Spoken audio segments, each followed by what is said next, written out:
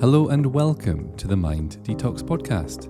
I'm your host, Sandy Newbigging. I'm a trauma-aware therapeutic coach and meditation teacher known for unifying therapy and spirituality, and I'm the author of 12 books, including New Beginnings, Mind Calm, and Mind Detox.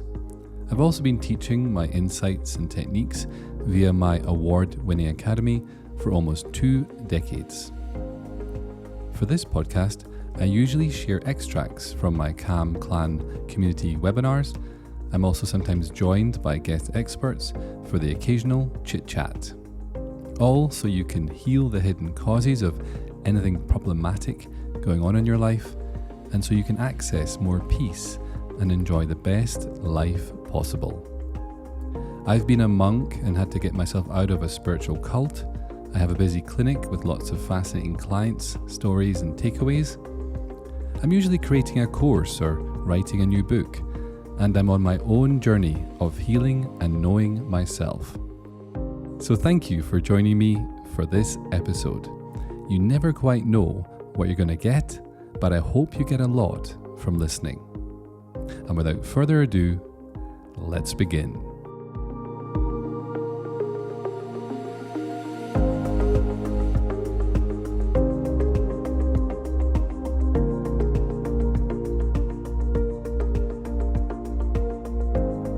Today I'm going to share an extract from my Mind Detox book, the chapter that I called The Love Lesson.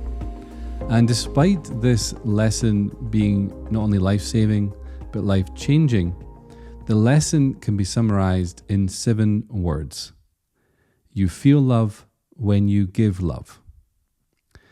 Most of us have been taught to look for love on the outside.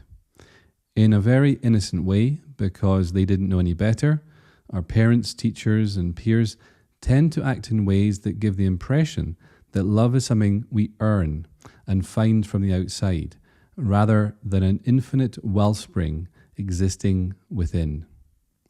Due to the conditioning to look externally, it is common to fall into the trap of working hard to be loved by having the right kind of body, building a successful career, being surrounded by friends or family, and of course, by finding that special someone. Although all of these things can be lovely, looking to them as your source of love can lead to frustration, fear, hurt, sadness, letdowns, and loneliness, and cause unnecessary stress and suffering. It did for me. Many of my relationships ended in tears because of one core misconception in my attitude towards relationships, which led to either my partner or me reaching our final straws sooner or later. I believed that relationships were an opportunity to get love, when in reality, all relationships offer unlimited opportunities to give love. Every single one. We feel love when we give love, but for decades, I had the direction of love back to front. This simple yet significant problem with my perceptions of love and relationships meant I had to perform to be deemed lovable by the outside world and perpetually wait to get love from other people. I believed the amount of love I experienced was down to them, and as a result, I didn't feel the love that I yearned for. Not because people didn't love me, but because I was withholding love by waiting to be loved.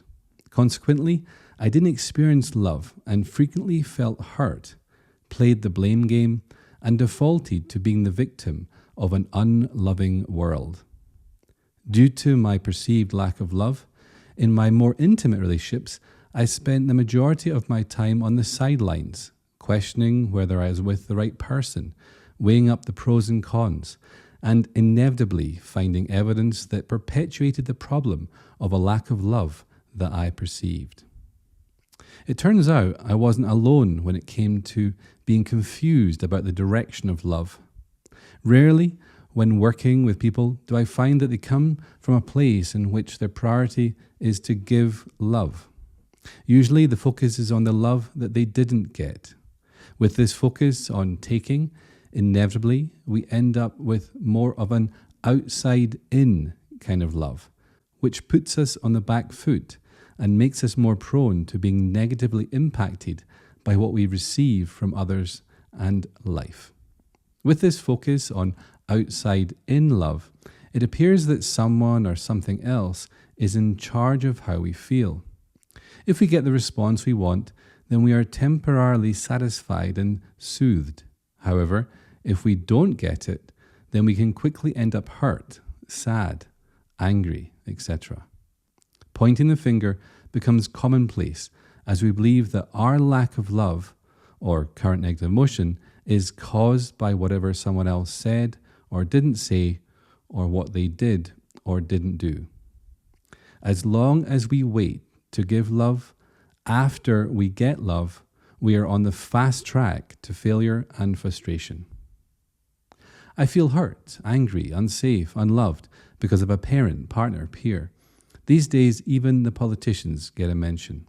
And although we can feel justified in believing these external people are the ultimate source of our stress, suffering, upset, or lack of love, if we continue to engage life with an outside-in approach, we will stay powerless victims to the whims of others, and our love will remain limited. As long as you believe other people are causing your anger, sadness, fear, you'll spend your days dealing with the same conflicts, just with different people, or jump from one relationship to the next in the hope that you will finally find someone who is your perfect fit. But if we're honest, with this flawed strategy, all we're really doing is searching for people who won't press our buttons, challenge our toxic beliefs, or help us to learn how to step up and wake up into the embodiment of more unconditionally loving human beings. Personally, I want to let go of anything limiting my ability to love unlimited.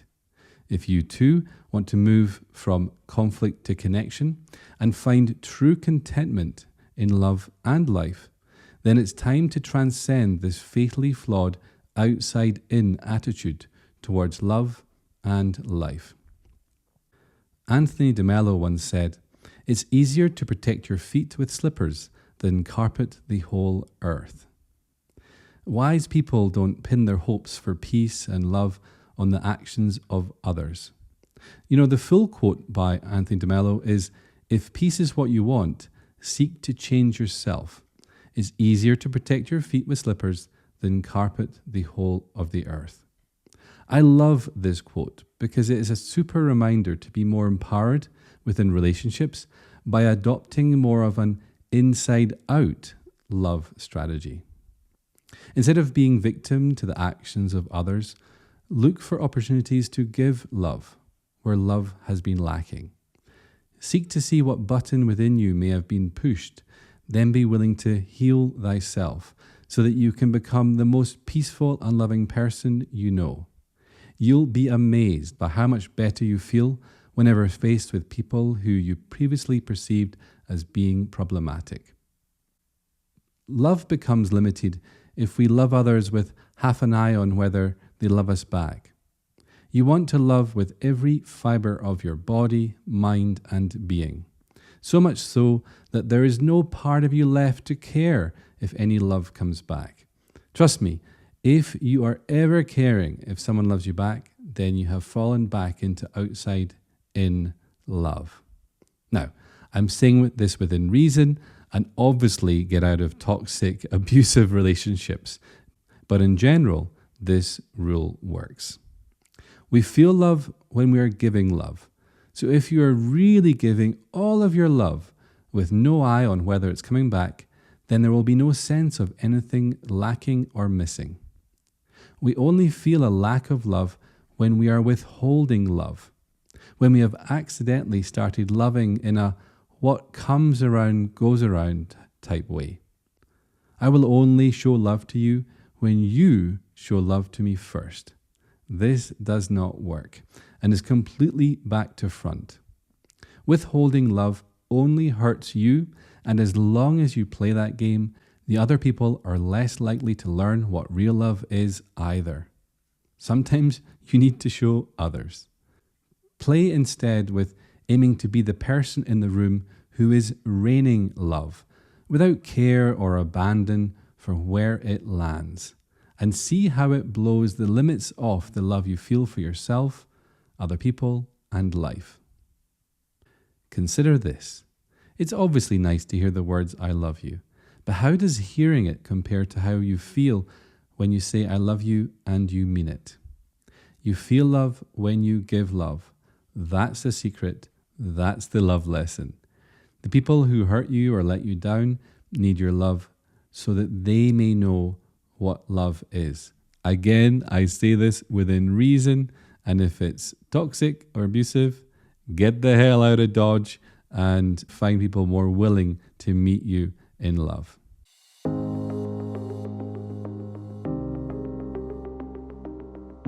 Love, or a perceived lack of it, is a core undercover cause found at the heart of the majority of my own issues and other people's.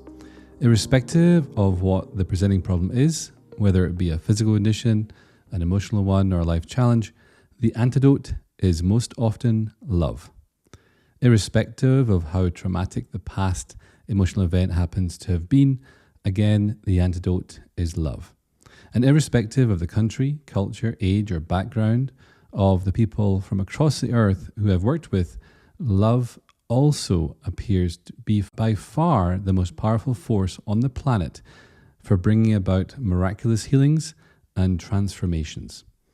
If you're experiencing any kind of chronic condition or persistent life problem, then here is your love prescription. Do all you possibly can to increase the amount of love you feel towards yourself, other people, and your life in general.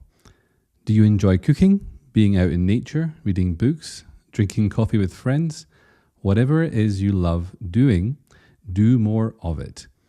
Consider this as the most fun prescription you've ever received. Let love be your medicine. If you believe you can't do this due to, physical or financial constraints, then you'll need to be creative and work out ways to still do what you love within these possible constraints. They say where there's a will, there's a way, and I have confidence in you in finding ways to bring more of what you love into your life. Make it a high priority. Don't view these activities as just nice things to do, but consider them as absolutely necessary for your self-healing and commit to doing them. People with a positive purpose tend to prosper compared to those who lack a love for life. Your purpose each and every day is to love as much as humanly possible. In the words of Anita Morjani, love like your life depends on it, because it does. So stop waiting to feel love by getting it from others. Start raining love and notice how it helps your body to heal and your life improve.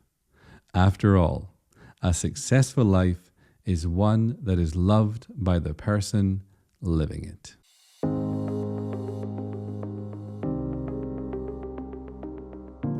Want to experience more inside-out love? Use this meditation. I call it Be Love Now.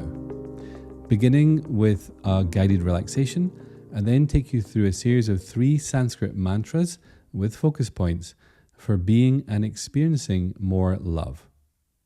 This meditation uses 3 powerful Sanskrit words: Shukra, meaning purity of love; Karuna, meaning compassion; and Prema, meaning the highest love. Enjoy.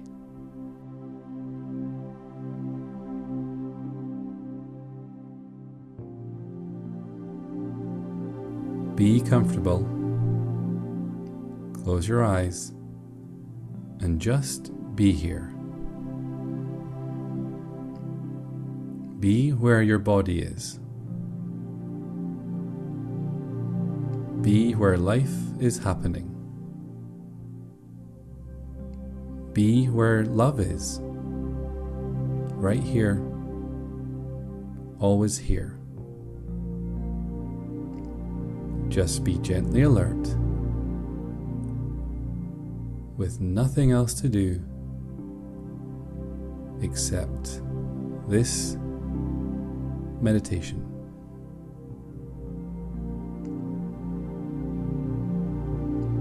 nowhere else to be, nothing to get done, nothing to change or fix or improve, just resting, here, now, aware, gently alert, wide and open.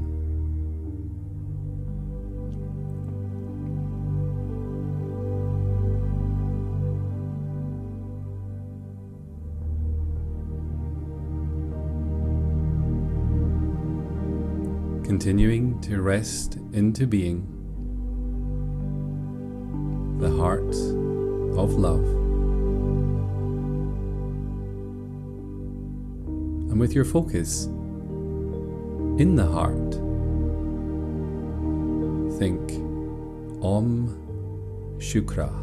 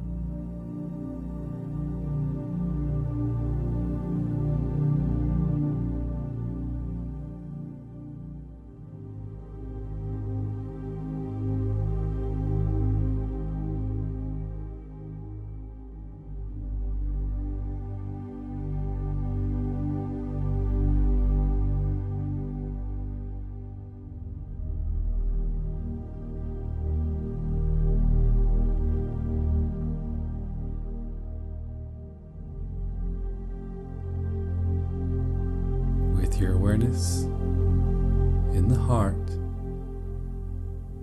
Om Shukra.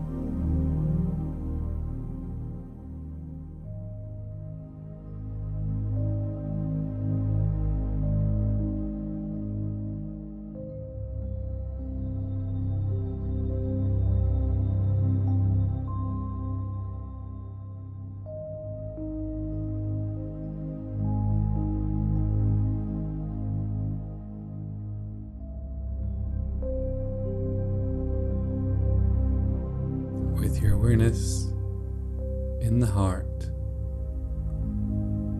Om Shukra.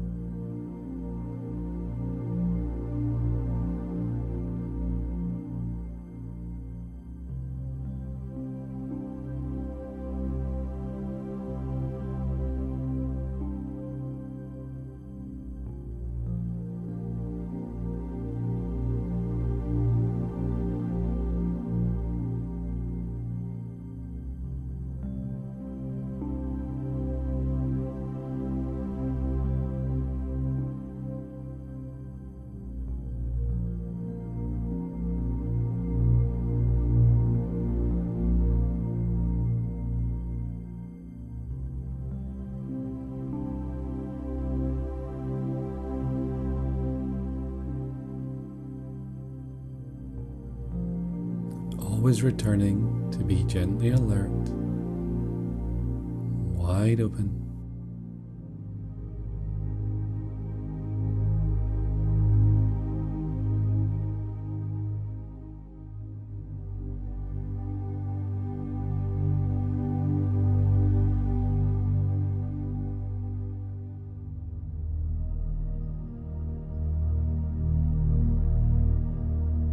With your awareness in the world,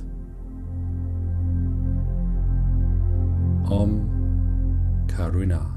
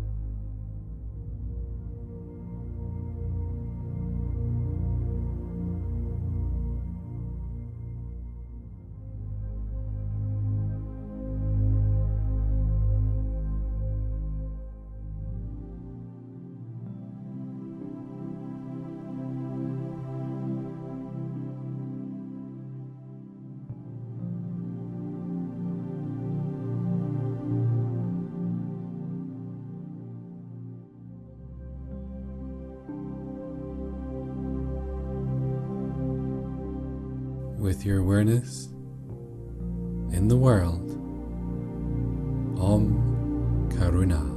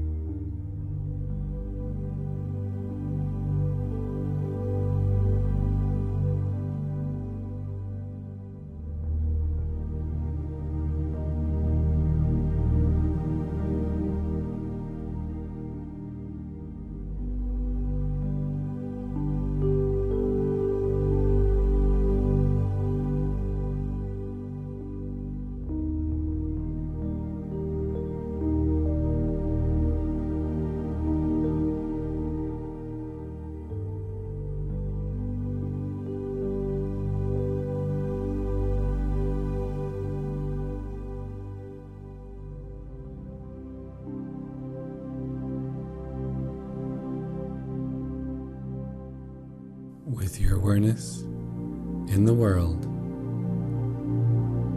Om Karuna.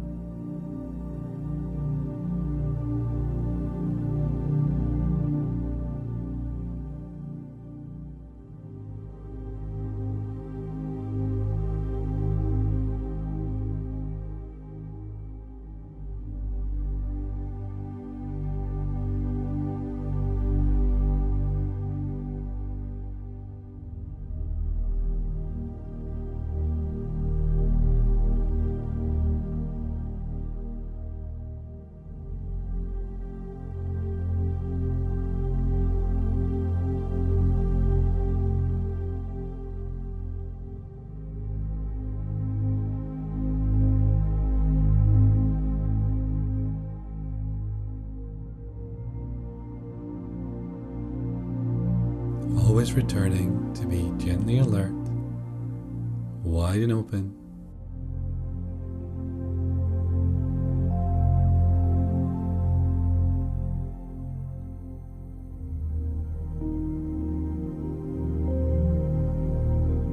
With your awareness in the heart of the world.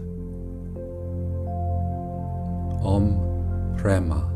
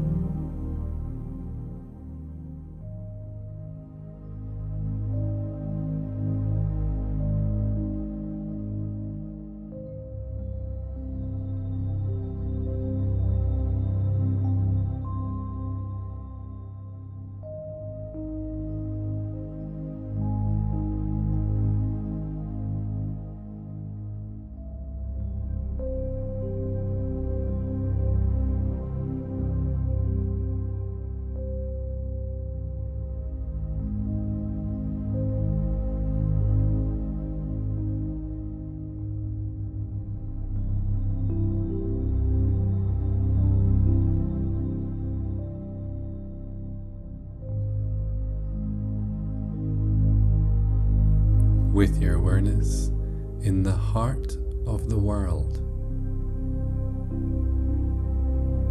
Om Prema.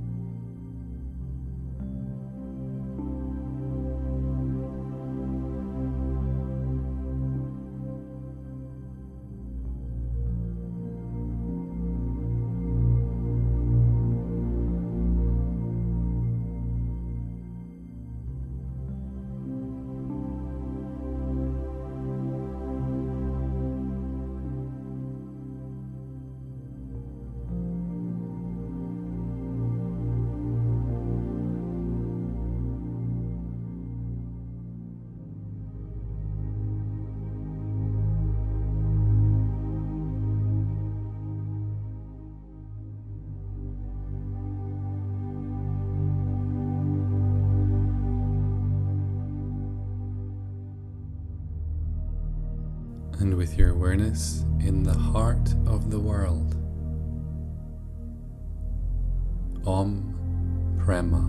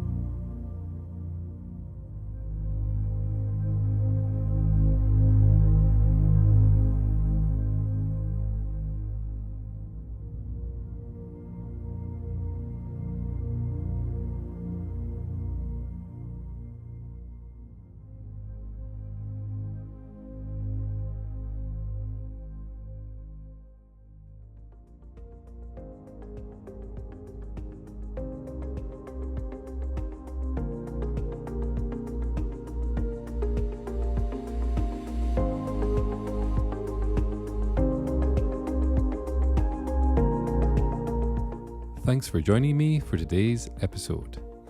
Please like, subscribe, and write a review wherever you happen to be listening. It really does help to support me and this podcast. For more information about my one-to-one sessions, Calm Clan community, books and academy courses, head over now to minddetox.com.